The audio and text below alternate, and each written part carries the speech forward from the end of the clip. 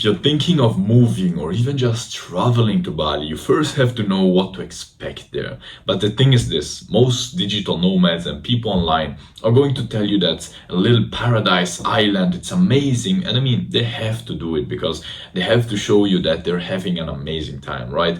But they're actually not telling you the full story. And so in this video, I'm going to share with you my most brutally honest opinion of Bali after having lived there for more than a month and after having interviewed and talked with many people who are living there since months and even years. In my opinion, it's an amazing place to have a little chapter of your life of big growth, like hustling, made many people have many mindset shifts and make fast improvement. But I would never live there long term. So the first thing is, why did I actually get there, right? Because it's actually very simple. Most people on social media, show how amazing this is. And there were some amazing people that I looked up to on social media living there. So I thought to myself, sounds amazing, like being there, training Muay Thai, working out, just chilling, drinking your coconut, meeting some nice people. If I wanted to, I go surfing. If I want to, I go exploring a paradise island, and I can hustle and really meet amazing people also. And I thought to myself, if those great people I looked up to are there, then it must be kind of amazing, right? So that's why me and my brother, we just told ourselves, let's fucking do it. And literally we booked our flight 6 days or 5 or 7 so in advance, and we just went out there and tried the experience. So what are actually the nice things about it, right? What are the best pros that I got from Bali? First are the people. The locals are also amazing people, really religious, really people with, I think, strong values, because you feel like they're never going to steal anything from you. As I said, they're quite religious, they're very happy people, and even though most of them are quite poor, you kind of get the impression that it's a very safe place. But mainly, what I liked the most were the people coming from all around the world. They were all kind of sharing my values, my visions, my goals, and they were all crushing it, bro. All hustling, all like-minded with on their self-improvement path, wanting to build themselves and their lives and really doing something amazing with their life. I've never met such a high concentration of high quality people in such a small place in so little time. It was crazy, bro. Was there in the gym, talked to one guy, and he's somehow, a young entrepreneur building his own real estate, a business. Then I talked to another guy at the leg extension machine, and he's a fucking fitness coach, crushing it, bro. Then I go to the sauna, and who do I see? I see Hamza, the self-improvement YouTuber. Then I talk to many people, they're all amazing people. That, I think, the most powerful part, because they inspire you. Being around amazing people really inspires you to also push through your limiting beliefs. And when you think to yourself, well, I'm not going to be able to do that, and you see someone literally doing it in front of your eyes, then you're like, bro, it's actually possible. So that, I think, was the most valuable part of being in Bali. Now the second best part was actually the lifestyle. Waking up with the rising sun, doing my 4-degree ice bath, then doing my breath work, working, for a few hours, really concentrated. Maybe if I had still some time, doing my Muay Thai workout, then going eating together with my friends at an amazing restaurant, then reading a little bit, socializing with some other amazing people, then doing my workout in the afternoon. What do you want more?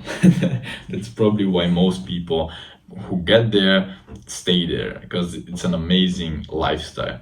But also, if you're into activities and want to explore and do things, they literally have everything you can name, bungee jumping, ATV and buggy in the mountains, in the forest, going to see some nice waterfalls, surfing, seeing some turtles, even some whale sharks, bro. A friend of mine went to a small trip with a boat and got to see and actually even touch a fucking whale shark, bro.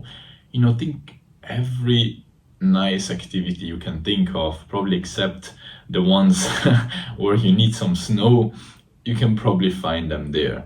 So for experiences and activities, also an amazing place, bro. The food, eating quite clean, quite healthy, quite high quality food if you went to the right restaurants for quite cheap, eating out all the time. Then obviously, the challenge of it. That's another thing I really liked, because you're far away from everyone. Like even if you're with your brother, like I was, or with your sister, or with your family, or with your friends, or whoever, or if you're just alone, you're just in a new place, away from everywhere. Like you don't know anyone probably, except the people you go with. And you're just outside of your comfort zone, totally different culture, totally different way of living. And when I put myself in such situations where I'm very far outside of my comfort zone, that's when I grow the most. And that's why I think it was a very valuable experience. Now, enough about the pros. Like, you probably are quite hyped right now. You think to yourself, bro, it's amazing. I want to get there tomorrow. But what are the parts that got me to say I would never live them long term? Well, first of all, the seasons. Well, there are no seasons there. Like there is the rainy and the hot season, as they call it, but it's pretty much all the time hot. It's very warm, and I think it's strenuous for the body. I think the body kind of like needs seasons, and at least I like them because I also like the cold.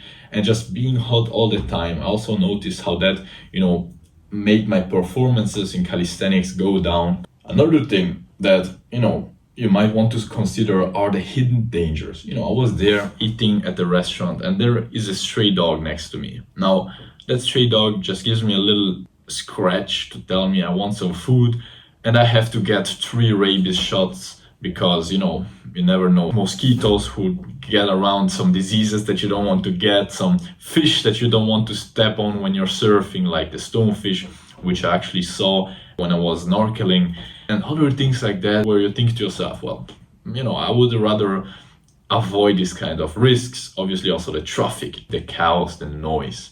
One side because of the pollution, and we will get to that in just a second, but mainly because of the noise. You were never like feeling and hearing silence. Never, bro. Like, no matter where I was, I always heard some bikes driving around, some cars, some other noises, something. I was really like craving real silence. And when I came back, I was like, silence, like finally. So that was a big thing. Now, to be really honest, I lived in a place where it was kind of chaotic. It's called Canggu. In other places where I went, Ubud and Uluwatu, it was less chaotic, less noisy, but still there was still a lot of traffic, and still it's kind of noisy there. It's kind of chaotic. So if you don't like that, probably not the place for you to live long term. And then the thing that got me to say I would never live there long term is the pollution. The air pollution, which literally made me crave fresh air, bro. You get out and you can smell it, and you know that it's not very healthy. So I really was craving fresh air. Then also the food, most things that are important are normally fine. But when you're eating the rice that comes from the rice fields that you've just seen, and you know that it's kind of dirty, people throwing their water bottles and stray dogs walking there, and it's not very clean, and the air pollution with the rain, getting in the rice, you're like, I don't know if I really want to eat this, right? So also the water pollution, you couldn't drink from the tap, only plastic bottles. Fortunately, I had my filtered water bottle. But yeah, that made me really think like, I don't want to live there long term. Like I don't want to be there thinking to myself all the time, like, what fucking air am I breathing? Or like, the food I'm eating, is it actually safe or not? Or like the water I'm drinking, it's kind of bad. So personally, those were the things that got me to say I wouldn't live there long term. The heat, and on top of that, I like having changement. Then secondly, the hidden dangers that most people don't talk about. Thirdly, bro, the traffic, the loudness, and the chaos. And fourth thing was the pollution. Now here is the deal. Don't listen to me. I would recommend you that if you're like thinking right now, should I go there? Should I try it out? I want to see how it is. don't listen to me, bro. Just go and try it out, because at the end of the day, that was my experience and what I've heard from many people. But you might have an amazing, great time. And so if you're already thinking of traveling there, before moving there, I would at least go and see the whole island and see everything. But if you're thinking of just traveling there for the fun or for whatever other reason, just go and try it out, bro. That's how to know if you will like it or not. Because as I said, maybe I won't live there, but I know people who have lived there for years and who actually just moved there because they like it so much. So the best way to figure it out is to try it out yourself, bro. So anyways, I really hope this video helped you out, that it gave you a raw, no bullshit opinion on Bali in the year 2025. If you like this video and if it helped you out, make sure to leave a like and to subscribe. Don't miss on my future videos and to actually show me that you liked the video. I really wish you all the best. Thank you a lot for your time and your attention, and hopefully see you very soon. Ciao.